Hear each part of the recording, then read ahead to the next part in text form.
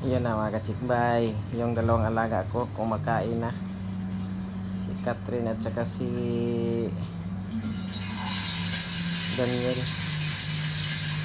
Ang sarap tingnan sa dalawa, bagong ligo to kanina eh, nililigo ko ito kanina. Yan mga dalawa oh,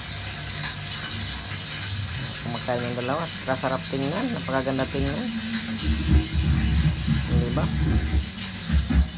Dapat mag-alaga-alaga ng pusa mga kachikbay.